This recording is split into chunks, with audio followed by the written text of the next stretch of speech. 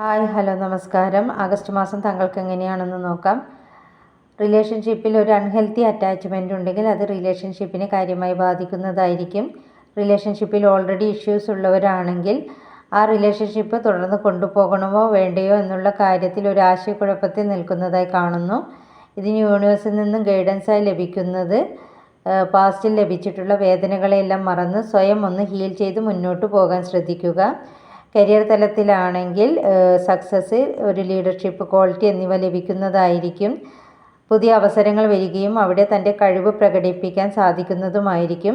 Experience ഉള്ളവരിൽ നിന്ന് guidance എടുക്കാൻ ശ്രദ്ധിക്കുക.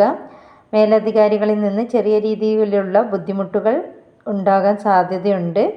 എന്നിരുന്നാലും അവനവൻ്റെ ഇന്നർ വോയിസ് അനുസരിച്ച് മുന്നോട്ട് പോവുക.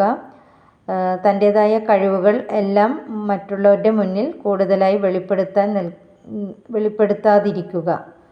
Okay, thank you. Have a nice day.